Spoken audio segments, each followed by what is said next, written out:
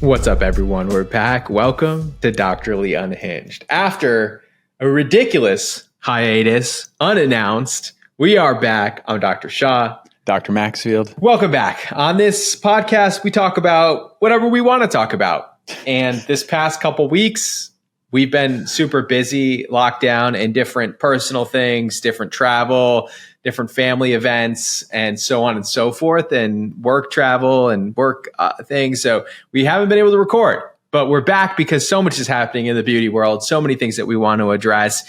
It's been all over the news, and so we really want to dive into it. Of course, today we're going to be talking about our favorite sunscreen products to get you really set for the hot season.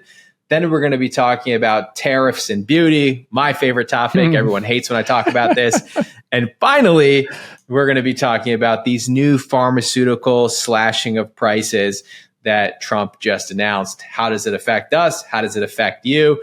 Let's get into it.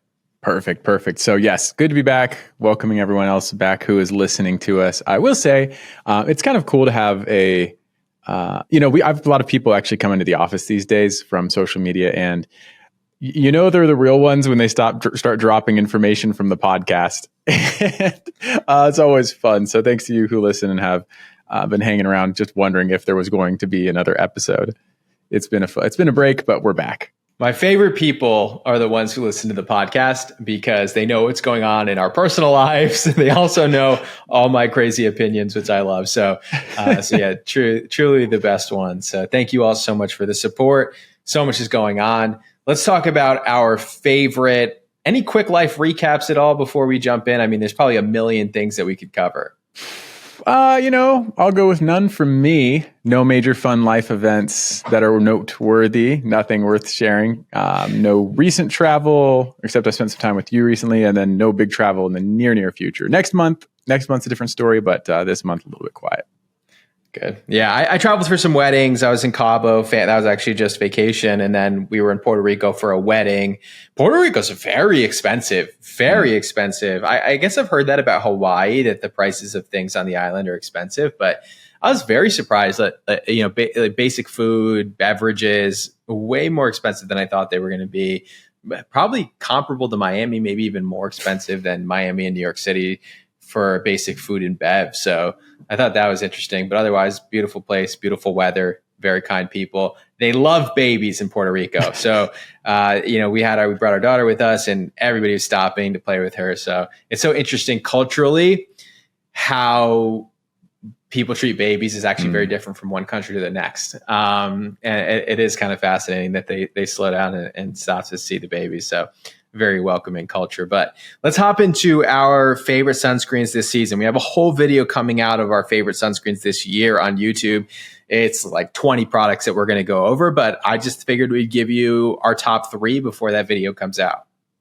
Ooh, okay. So I'll start with one that I've recently rediscovered and been using a lot lately. This is the Biossance Mineral Sunscreen. There's probably another name, but it's really the only one they have, so it doesn't matter. But this one is a freaking gem, and it is just so hydrating. And although I have a darker skin tone and it doesn't sit perfectly, especially in the beard, I just like wearing this thing. So I'm spending a lot of time outside again this time of year. It's not waterproof, but just for daily life. And then just like the brief excursions where I'm not going to be getting in the water. This one is a must. If you want a hydrating sunscreen, if you have really sensitive skin and you just can't tolerate a lot, I highly, highly recommend this one. It is just like elegant beyond compare for a mineral sunscreen. Love this thing. Ooh, okay. All right. So let me get into my first one here. This is a Korean sunscreen. This is the Madagascar Centella from Skin 1004. So I was pretty down on the Korean sunscreens for a while just because of regulatory issues that we saw with Beauty of Joseon. But now I'm kind of back up on them. I feel like regulations are top tier again, and these things aren't slipping through. But I tried this one because I've been really loving the Haru Haru one. But this one is also super, super elegant. So I can kind of show you here. You just cannot beat the Korean sunscreens. Now, because of MOCRA, which is a new law, we've talked about it before on the podcast, there's more regulations on products that are being sold in the United States, you're going to see a lot less of the Korean filters in the US market because they're not legally allowed to be sold here. They're always sold through third parties.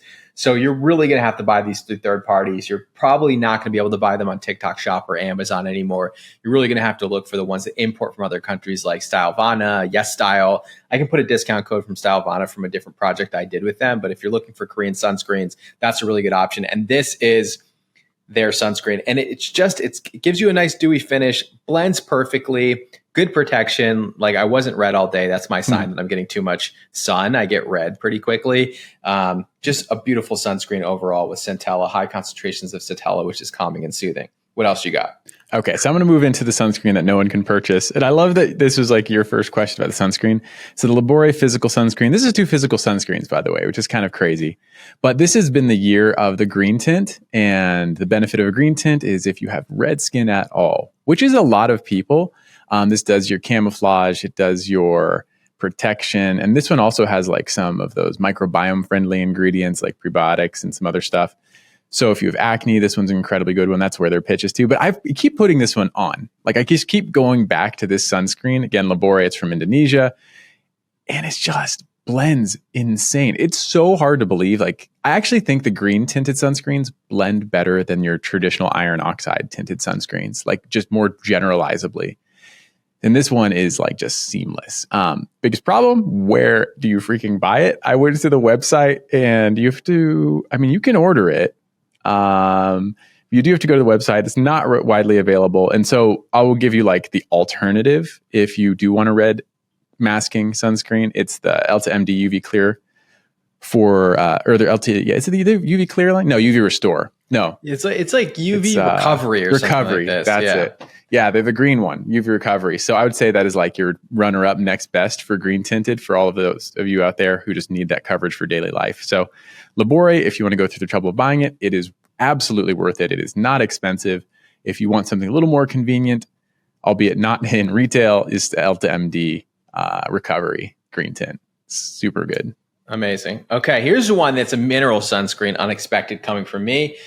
This is the Blue Lizard. Okay, Blue Lizard, believe it or not. You didn't expect that one either, Blue Lizard. You got a beef with Blue Lizard? No, not at all. This is Blue Lizard Baby Mineral SPF 50 sunscreen lotion. So this is a body and face. And the reason why I discovered this is for my daughter. I was looking for a pretty minimalist ingredient profiles to start using sunscreen on her now that she's over 6 months. And I found this one. It's a really nice sunscreen. It is mineral. It does have a little bit of a white cast when you first put it on, but it actually absorbs really well and it stays on. And I know this because when I put it in water, I can kind of still see the sunscreen on the body. Now, it doesn't have a terrible white cast really for like a mineral sunscreen. Now, the caveat here is that it does have one of those chemical boosters, butyl-octyl salicylate. So technically not really a pure mineral sunscreen, but it is fragrance free. It does stay on really long. It's got the 80 minute water resistance to it. And the reason why I discovered it was because I was putting the Vanicream one that I really love on her face, and that washed off as soon as she touched water. She splashed in the water. You could see it dripping off of her face. And I'm thinking, well, this isn't going to protect her. So we started to use this one, and it really grips. And I think it works really well, and it's quite affordable. So it's the baby sunscreen from Blue Lizard. Nice. Now, no, my thing with Blue Lizard, it was before you came into residency. We were giving away sunscreens at this booth back in North Carolina. And, we have a lot of samples. Blue Lizard was one of the donators. And then we got reamed because someone noticed that one of the Blue Lizard products had oxybenzone in it at the time. And they went into this whole thing about safety. And we're like, oh, dang, we didn't even see that one slip in. So sorry. So that was a fond memory. Okay, my last one though. So my last one is all about the experience of summer. I was going to go with something practical, like the Rock AM Protection one is such a good one from America. It's such a good hydrating sunscreen. But this is the season to be outside, and I just get so many vibes from the scent of sunscreen. As soon as I walk out onto the beach and I get a whiff of Sunbum everywhere, I'm like, oh yeah, I'm home. This is where I belong. So Sunbum beats out the Vacation foray, and I'll just go with Sunbum. The original, just call it SPF 50 sunscreen lotion. I had to make sure. Chemical sunscreen, it blends. But if this doesn't help you make memories, you're heartless. It smells incredible. It is waterproof. Enjoy it outside. And I don't know. It's just so reminiscent of summer. Good for the body, good for the face. They have like a nice pump version that would work for both if you want to save a little bit of money. So Sunbum, shout out to you. Summer is nothing without Sunbum. Well, we have another review coming soon of vacation sunscreens. So I still have these from when we shot. Yeah. So if you're very interested in the vacation sunscreens, we do a whole review of this very non-derm sunscreen line, but the products experientially are really hard to beat. So my last product is going to be, and this is because I've never talked about it. A lot of you may have already discovered it, but it's the Elta MD UV Daily Tinted. Okay. I've been a huge fan of UV Clear for a very long time. And I've always liked it. It's one of the first sunscreens I used pretty consistently. It's got 5% niacinamide in it, and it's really good for that oily, acne-prone skin. But I don't really have oily, acne-prone skin. And I didn't really have anything else to compare it to within the Elta MD line. I really like their UV Restore also. But they sent me their UV Daily recently, and it's exactly the same as UV Clear, but more dewy. And it doesn't have the niacinamide in it. And in exchange for that, they do more of like a hyaluronic acid hydration angle with this one. So instead of oil control, they go more hydration, which is really what I should have been going for. So UV Daily Tinted. If you're looking for a UV Clear alternative, you find the UV Clear one a little bit on the more drying, mattifying side. I think this is a really good option and something I never even really understood was in their portfolio, but UV Daily Tinted, SPF 46 or 44. Nice. I love the random SPF numbers from LTMD. Whatever they work, still they work. I haven't tried that one, and I need to try it. For those of you who are, the podcast loyalists, here's my current dilemma. I'm allergic to something, and I'm allergic to something that is not a common allergen. I'm allergic to like some of my own products, and there are no common allergens in my products. So the thesis is he could be potentially.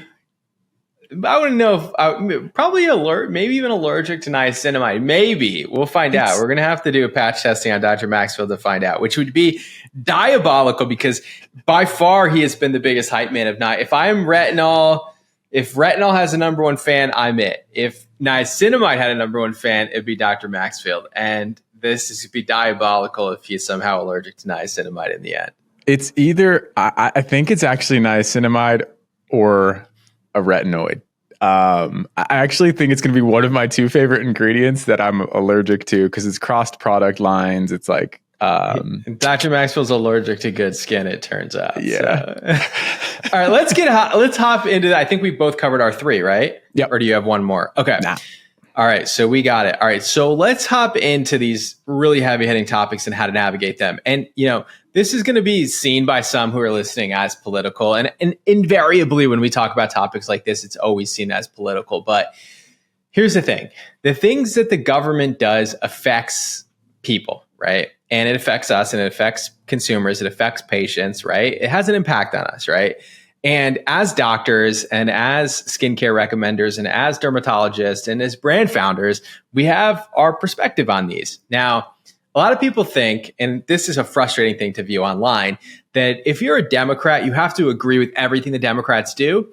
And if you're not a Democrat, you have to disagree with everything they do, and vice versa, right? So if you love Trump, it feels as if online you have to agree with everything he says. Otherwise, you don't really love him. And if you hate Trump, if you don't hate everything he does, then you don't hate him enough, right? And in the end, right, I really look at people, I look at governments by their policies, right? Because we have to live in this world. We have to live in this world for the next 4 years. So whether you love or hate Trump, it's not our job to talk about politics, honestly. And nobody wants to hear about politics from us. We're just going to talk about the policies as they exist and how we think they're going to affect us as doctors and as dermatologists, if that makes sense. So at one point we make a video where we disagree with the policy with Biden. Everyone's in our comments, Dr. Maxfield and I, I knew you were a hardcore Trumper. And then we make a comment against the Trump policy and suddenly, you're a radical left-wing person, right? And we're neither of those things, right? We just are talking about the policies, right? So that's my little disclaimer before we talk about these two topics. So I think first, let's talk about tariffs because I've talked about them quite a bit, and I'm just going to give you a quick update. I've said in the past, a whole video on TikTok about this. tariffs are a tax on American businesses, meaning that the tariff is paid to the American government by American businesses. Now, you could say that somehow the long down the road, the country that has the tariff on it is paying the tariff in the end, eventually. But in the immediate term, right, when they passed tariffs, American businesses, my friends who own businesses, said that they immediately had to pay 100% increase on their cost of goods coming in from, for example, China. Now, Remedy, for example, we manufacture in Canada and the United States. We're not as affected by this. It is a global supply chain, so we do get ingredients from all over the world. We also get packaging from all over the world. So there is an effect to us, but we mostly manufacture in Canada and the US, so it has less of an effect on us. But I have friends that fully manufacture overseas, for example, in China, and they had to pay 100% increase in their cost of goods. These are American citizens that own American businesses.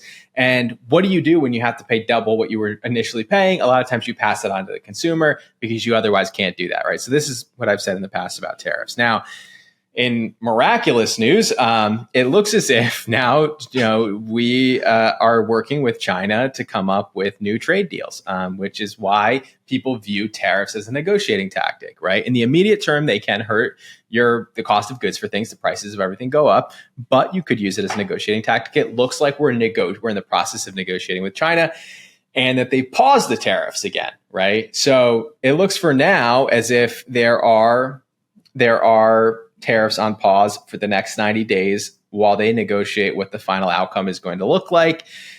Good or bad? I don't know. What do you think, Dr. Maxfield?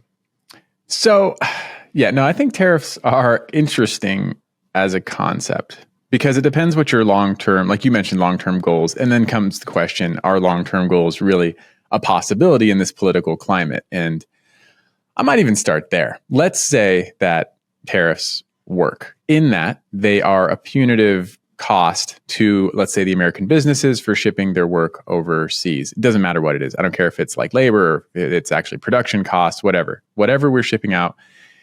The goal would be to bring it back in-house. I mean, I assume that's it. We want to make more, manufacture more, keep more jobs here. Great. That sounds great in theory. Now, if there's a bit of inertia and if there's a bit of a rollout, is this something that can be done successfully within 2 years, within 4 years, where there will be a tangible benefit to the country imposing the tariffs? I think that's questionable. And then beyond that, right now, because of how life is, we are kind of a radically swinging pendulum in terms of like government. And so we're seeing things even in our short lifetimes. Presidents will walk back on previous presidents' promises. And I feel like not that long ago, that was taboo. Like there was a silent understanding that if the American country was going to be taken seriously globally and the promises were going to be taken seriously, like whether you agreed with your predecessor or not, whether you're in the same party as them or not, like you had to honor their commitments because the overall American commitment had to be honored. And what I'm seeing now is that is not the case. So I don't think we're in a scenario, not only does like half of America almost vehemently disagree with the other half of America, but at least on paper, I will quickly caveat that, at least on paper, because I think people to people, that's not the case. But next time there's an election, will this all get walked back? And then all of the cost, all of this upfront, not calamity, whatever this cost is up front, is it going to be for nothing if there is no long-term success with the plan, even if it was a successful plan? So I don't know if this is like a sustainable change. It seems like America as a country really has to be, quick fix or no fix at this point, because we have no sustainable commitments or like gumption to see things through. Yeah, trust is very important when you're doing business from one person to the next. It's very important when you work with, I suppose, a country, right? Because if you have trade deals with a company, right, country, right, and suddenly they change their trade deals with you on a whim, then you're not going to trust them going forward. And so you're going to find ways around working with this person, right? Because if you can't rely on them, you're going to find somebody else that you can rely on, that you can do business with, even if it's not as good of a trade partner, right? So there is something to be said about, making sure that, we're trusted in business, that to deliver on what we say we're going to deliver on. then what if you have a bad trade? What if you're in bad trade terms? Do you just stick with that forever? Or do you figure out a way to negotiate without blowing up the entire deal? I think it's tough to say. But I totally hear you on that. I do think, to your point, let's say that you're a business. Do you switch your manufacturing? What's going to take a year to 2 years, let's say. I'm talking about skincare specifically, right? I think it can take a lot longer. Like if you're an auto manufacturer, like a car manufacturer or a chips manufacturer, this is a 5-year timeline or longer in order to switch your manufacturing. When you're talking about skincare specifically, you could probably, if you worked fast, within a year to 2 years, you could switch your manufacturing back to the United States. Now, if you decided to do this and then suddenly current administration walks back that policy, then you wasted a bunch of money and everybody else is still benefiting from the current trade terms. For example, now we're on a 90-day pause. Anyone who made any move otherwise is in trouble, right? On the flip side, right, if it sticks around, then maybe you made the right move. But it's hard to know whether or not, or once the next administration comes in 4 years, right, you just bide your time. Then they walk it back, right? And then the problem, I think, for consumers, and I've seen this happen a million times, and I've watched, especially when it comes to skincare, once the prices go up, they never go back down, right? So if a company says, well, I can't afford to, stomach these prices, so I'm going to increase my prices. And the other problem is, and this is another thing that a lot of people don't know if you're not really in the skincare world or even any consumer goods world, right?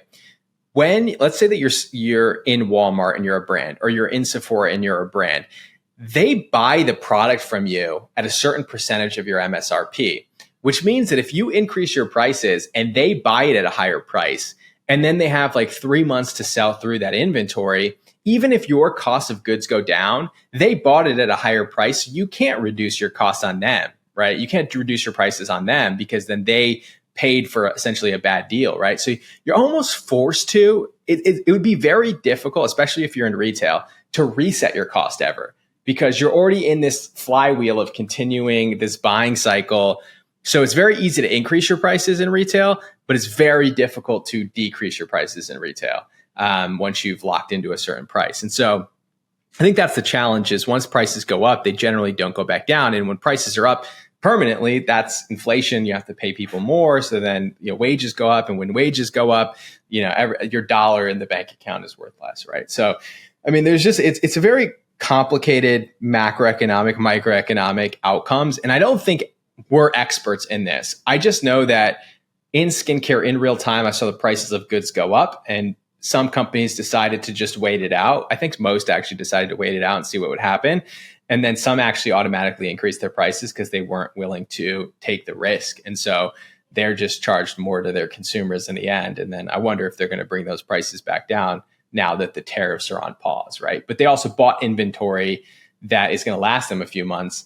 And now they're kind of stuck with that, right? Even if the tariff is paused now. So it is a lot more complicated than that. And what I also saw happening on the back end, another kind of behind the scenes thing here, is that people are not, when you talk to the factories in China, they're not saying, hey, we're actually going to start manufacturing in the US. Their backup plan is to start manufacturing in another country that has better trade terms with the United States, right? Not 100% tariff, but maybe like 10% or 20% tariff. So a lot of these skincare manufacturers are now talking about manufacturing in places like Vietnam. So it is interesting. Like, I don't know that those jobs will come to the US ultimately.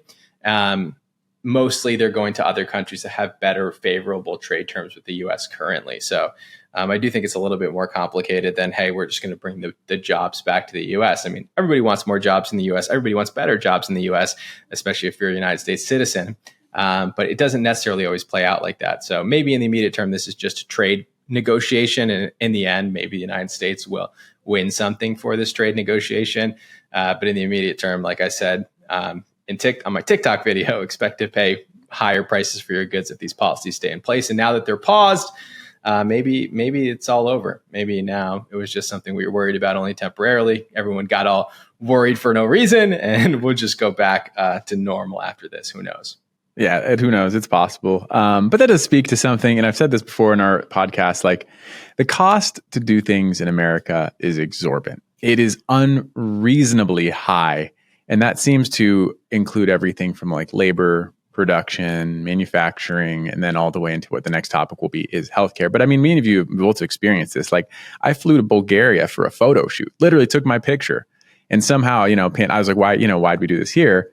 It was less expensive. Somehow it is actually less expensive to fly your entire like US based crew to a very far away country than actually just do it here. And I have no doubt that that's the case, because across the board, things are just unreasonably expensive here in the US. And so this takes us to our next topic, though, and this is the healthcare portion of this. And I actually think this topic is extremely interesting, extremely important, because the cost of healthcare is it's unaffordable. It is just unaffordable. And not only speaking to access, but purely the cost. If everyone had access, but the cost was the same, we wouldn't be able to afford it as a country. I have no doubt about it. So this executive order, I'll let you bring up the details on it, because I'm not sure where you're going to pull them from.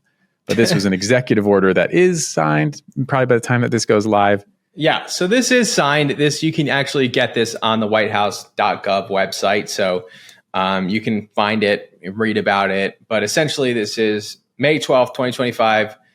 President Donald Trump signs an executive order on a policy called the Most Favored Nation pricing model. And so essentially what this means is, and I want to caveat this by saying I disagree with I disagree with permanent tariffs. Let's just put it like that. That's just my current position, just because we're in a global economy. It's very difficult to manufacture in the United States. I don't know that companies will survive in that type of environment.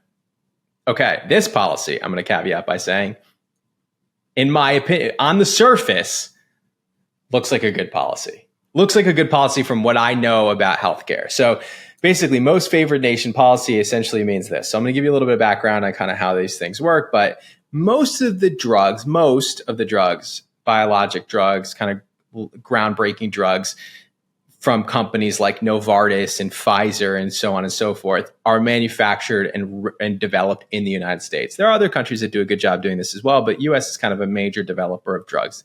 And they create groundbreaking drugs like Dupixent and Ozempic and Mounjaro, and these drugs that are really huge drugs. And we pay ridiculous prices for these drugs. I'm talking about something like Humira or Skyrizi, which are immunobiologic drugs that we use for treating psoriasis, for example, in dermatology. Patients or the out-of-pocket cost, if you were to pay for it, could be something like $80,000 a year or something like this to pay for this drug. And that's obviously maybe it's $80,000 a month. It's something ridiculous, like $80,000 a year, let's say, to be on this drug. And the health insurance companies pay for this, right? So it's very, very expensive to put somebody on a biologic, and it's a drain on the medical system. It's prohibitively expensive, and we pay a lot of it. And it's a reason why, there's a lot of other reasons why, but it's one of the reasons why our premiums are so high and our coverage is so bad in the United States, which is why you go to the hospital. My neighbor just got his gallbladder taken out. He just told me he got the bill for the gallbladder removal, $58,000, right? And it's because there's just these mounting healthcare costs, and it's all part of the problem. One of the biggest problems is the cost of biologic drugs and drugs in general. We pay a ridiculous amount. Now, the reason from these companies like Pfizer and AbbVie is that they say, well, we spent so much money to develop this drug, right? We had to pay all the R&D. We had to do all the clinical studies. These are very expensive things. And so in order to get our money's worth and to continue funding our R&D departments, we need to charge a ridiculous amount of money for this drug. Now, on the flip side, Trump is now saying the most favored nation policy basically is saying, he's looking at this and he's saying, well, Humira, they sell to $80,000 to us in the United States, but they're charging $500 for a year prescription in London, for example, which I don't know if those numbers are accurate. But my point is, in other countries, these US companies sell the drug a lot cheaper to the other countries, and their patients pay a lot less for it.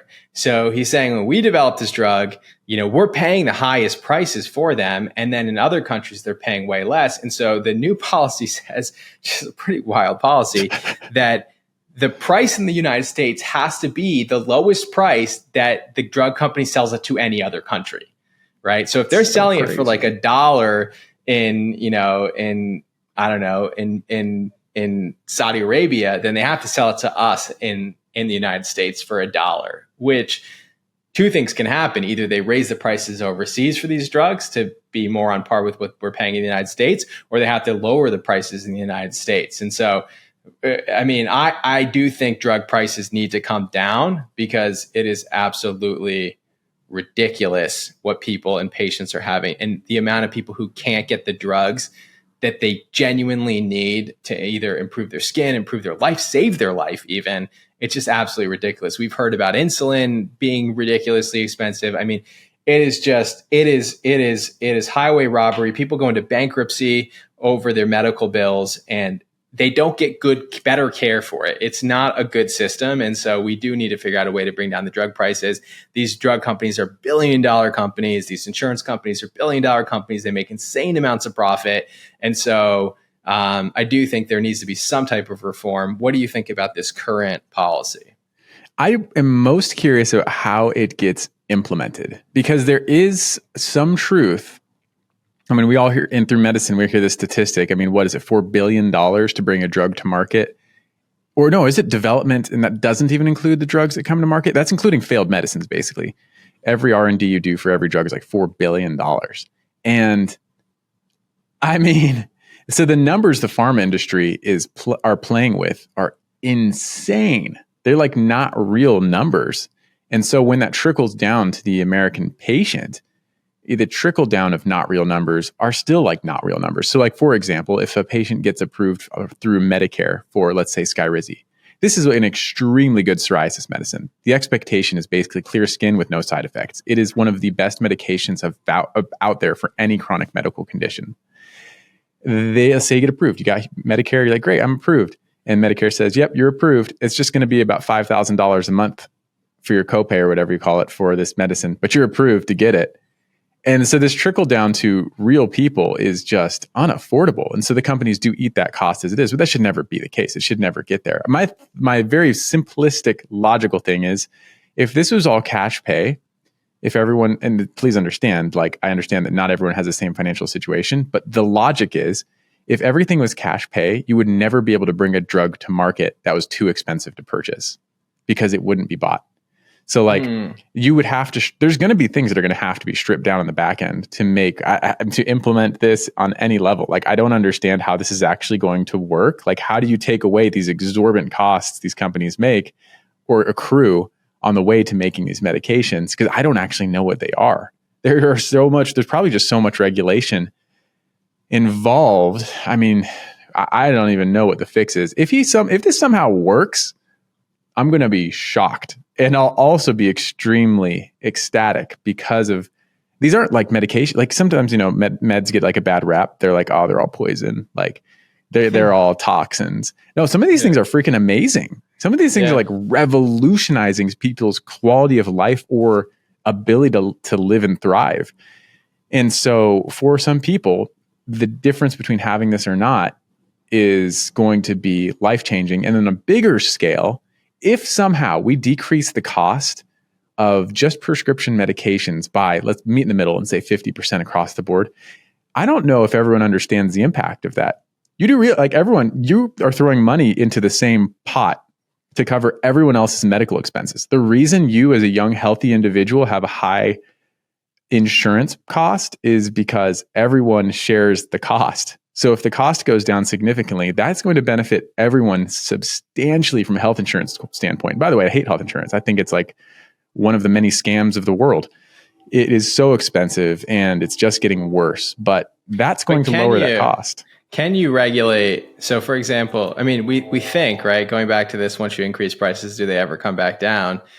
Do you think that health insurance companies will lower their premiums even if the cost of drugs go down, right? Because there's nothing stopping the health insurance companies from saying, well, we're going to keep our premiums where they are, even though we're paying less for drugs.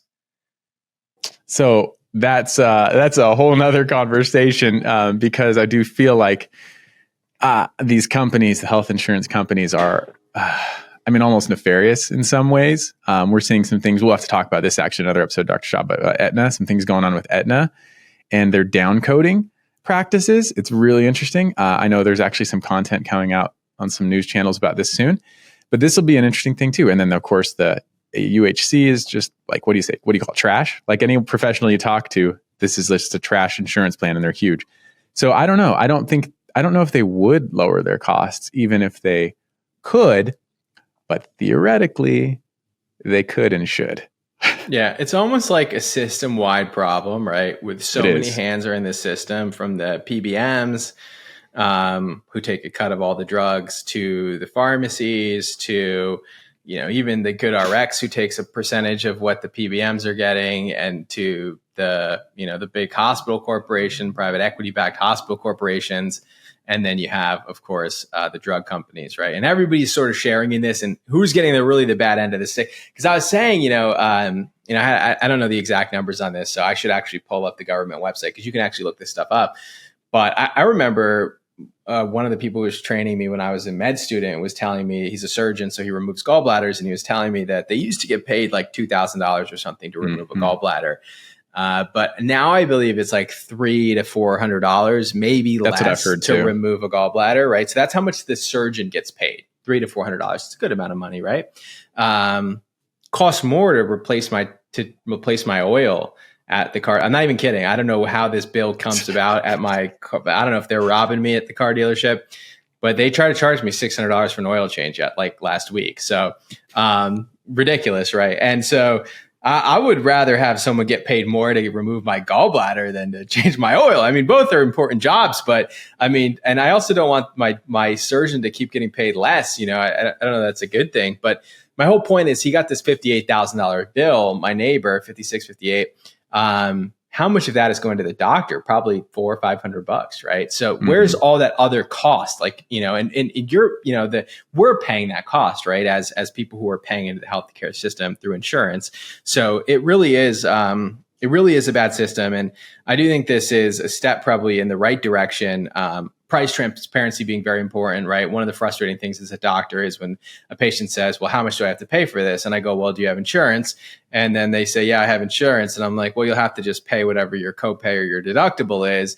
But then I have a lot of cash pay patients that say, well, like, how much am I going to have to pay for this? And I say, I have no idea. I have no clue how much this is going to cost you. Not a clue in the world how much this is going to cost you. And so I do think price transparency is very important. How much is something going to cost when I go and I get something done? That should be very clear. I can't imagine any other scenario where I walk in to get a bagel and, suddenly the price is, $200 for a bagel. No one told me, and now I'm paying $200. But if I went to the bagel store across the street, it would have been $8. It's just a completely ridiculous system, right? That we're currently working in, and so it almost requires a complete overhaul.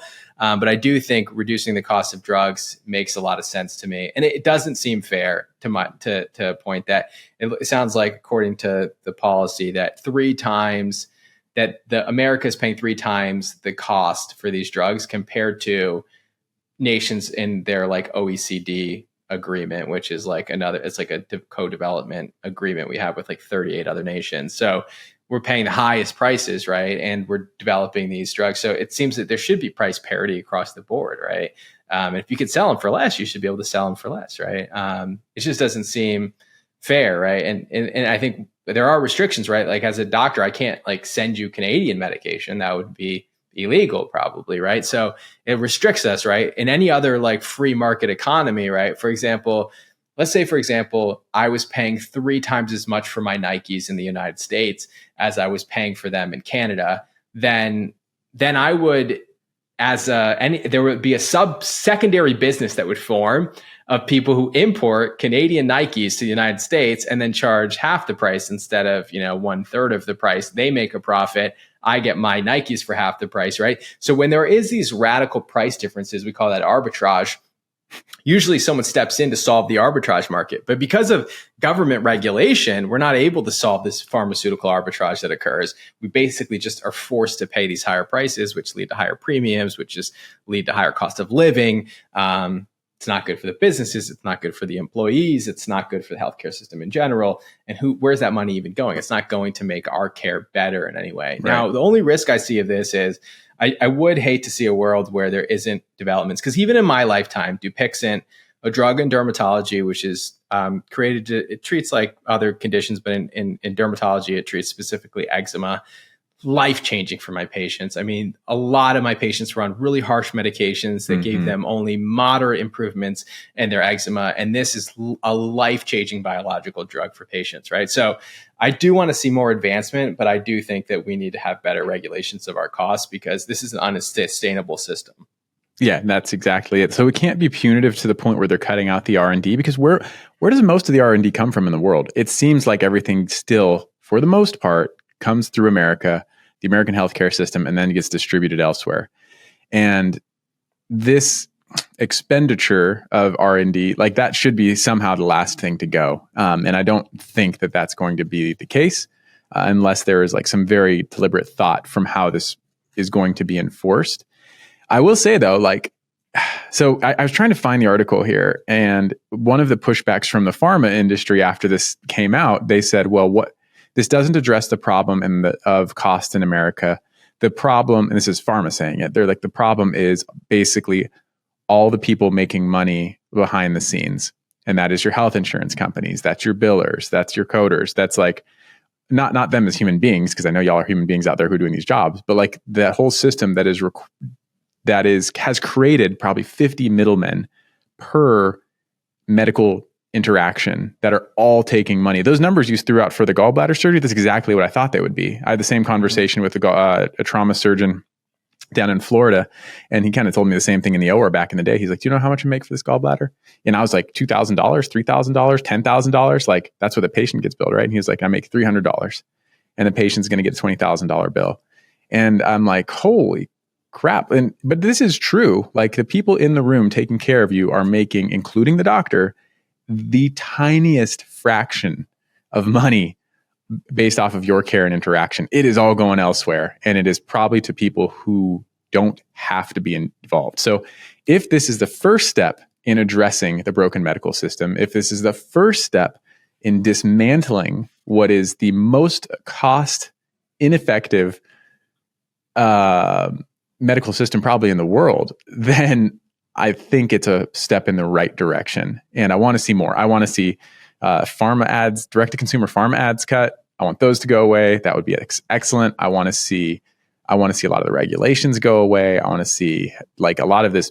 I want to do a follow the money one day, because it's impossible to track. But I want to know where all the money is going, that every patient, human being out there is paying for their care, because it just disappears. I think people would be shocked by where the money goes, right? Because I do think the figurehead, right? When you go to the hospital, right? Like, who do you interact with? You interact with the nurses, the front, maybe, okay. So let's say, I went to the hospital recently. I was in a ambulance. I interacted with EMTs. Once I got it to the hospital, I interacted with the nurse in the ED, then a resident in the ED, emergency department, and then the physician in the ED. So my interactions as the patient, right? When I get a $10,000, I think it was like a $9,000 bill or something for just being in the ER for like 3 hours, and I only needed to get fluids. So crazy. But my interaction is just with the medical staff, right? So if I get a $9,000 bill, I'm thinking, hey, like, this is all going to these guys, right? And exactly. In reality, it's not. It really is not. And I know it feels like it is, but it really isn't. So I do feel bad for my surgery colleagues who get all the blame, but they reap none of the rewards, right? So yeah, no, it is sort of crazy. And I did look up quickly while we were chatting about R&D, and it looks like about 57%. Let me pull this from R&D World. That the United States is the number one contributor to research and development for pharmaceuticals. 55% of global Pharm&D development is in the United States. 29% is in Europe. 15% is in Asia. With of the main countries of interest, Switzerland, Germany, and the UK play a big role. So the US still dominates in terms of medical R&D. It could be because there is so much upside to pharmaceutical R&D in the United States, but it has led to a lot of great advancements. So I hate knocking the pharmaceutical industry because I think they've done a lot of good. I think they've done a lot of bad that they need to account for. But I do think that some policies need to change. Whether or not this actually is a policy that sticks around longer than 2 weeks, that TBD on that, because it doesn't. Policies keep going back and forth. It's sending me for a whirlwind. Everybody gets all worked up that I know, and then they get walked back, and then new policies come into place that we're trying to cope with. So far, this seems like we do need to do something, maybe a step in the right direction, TBD, and see how this all kind of plays out. Though I do think this is more of a symptom of the disease, but a big core part of it. Well, maybe not just a symptom of the disease. This is a core part of the disease, I would say, but it's not the entire disease. It's not the entire tumor burden in the medical system. There's a lot more to go after. So that's a lot there on policy. Like I said, we're trying to be not political here. It's more about the policy and how we think it's going to affect us. Tariffs, I think we could end up in a very dangerous trade war. I think this policy on pharma is probably a step in the right direction, because it's just absolutely ridiculous what patients end up having to pay for their drugs when they simply just want to be healthier. So thank you all so much for tuning in, and sorry for such a delay here on doing another episode with all of you. Yeah, we appreciate all of you who are listening. This is super fun for us, and I hope you all stick around for the next one. This is like a heavier topic, or at least a heavier conversation regarding some things going on in the medical system. But we'll see what we talk about next time. Maybe it'll be lighthearted. Maybe it'll be even deeper, darker. Who knows? But thanks for hanging with us, and we will see you next time. See you next time.